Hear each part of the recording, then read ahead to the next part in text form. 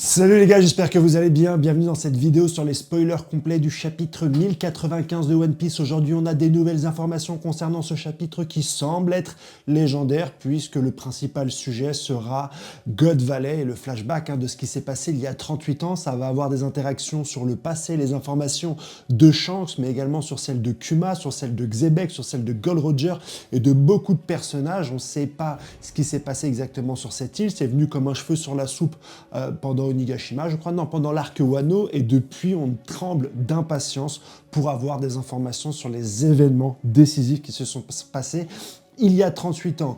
Hier, j'ai donné les premières informations qu'on avait sur le chapitre, que ça allait être un chapitre centré sur God Valley, que ça allait être un flashback, qu'on allait parler de tournois, et aujourd'hui on a de toutes nouvelles informations, le spoiler complet du chapitre 1095. Avant ça, un grand merci pour tous ceux qui s'abonnent sur cette vidéo, vous êtes de plus en plus nombreux, n'hésitez pas à le faire, vous abonner, partager cette vidéo, mais également appuyer sur la cloche pour avoir directement les notifications lorsque vous avez les vidéos One Piece. Ça c'est ma montre qui bug. Et de me suivre également sur TikTok, j'ai relancé ma chaîne TikTok, je mets directement les vidéos en direct, j'ai pas besoin de bien les préparer comme sur YouTube, donc n'hésitez pas à me suivre, je mettrai le lien du TikTok dans la description, mais également en premier commentaire épinglé. Les informations importantes qu'on aura directement sur ce chapitre en plus, c'est qu'il y a un lien entre le flashback de Kuma et celui de Shanks, ou en tout cas celui de God Valley, puisqu'on a des informations selon quoi le père de Kuma participait au tournoi de God Valley. On sait également que sur cette île, c'était pas n'importe quel type de tournoi. Vous savez, hier pendant la vidéo, je vous ai dit que c'était un tournoi qui, potentiellement, c'était mon hypothèse, pouvait vous octroyer le titre de Tenryubito. On n'a pas cette information-là, mais on sait que le tournoi est par race.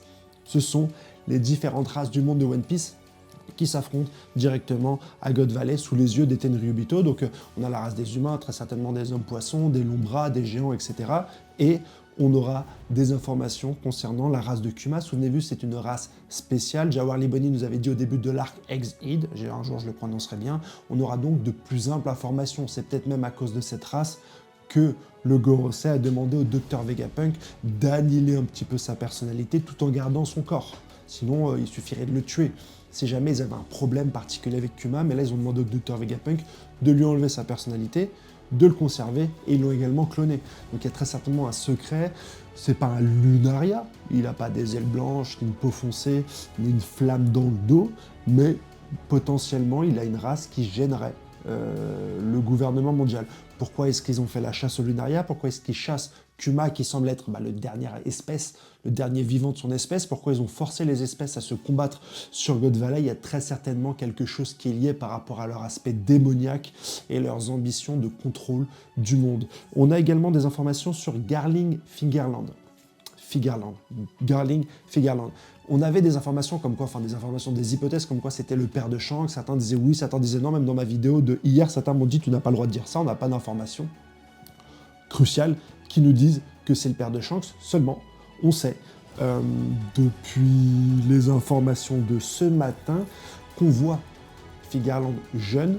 Il a la même pecou, mais pas du tout la barbe, et sans la barbe, il ressemble trait pour trait à Shanks, sans la barbe et les lunettes. Donc, ça nous amène quand même de plus amples informations sur leur lien de parenté. Et, mis à part si c'est son oncle, c'est très certainement son père. Donc c'est très certainement suite à un événement en particulier que Shanks s'est retrouvé dans le coffre. Peut-être que ce qui se joue pendant ce tournoi de Tenryubito, c'est que chaque famille, chaque espèce perd un membre de sa famille, si jamais il perd, pour compléter l'équipage des autres. C'est un petit peu ce qui se passait pendant les affrontements de l'arc Foxy. Si jamais tu perdais, l'équipage avait le droit de prendre...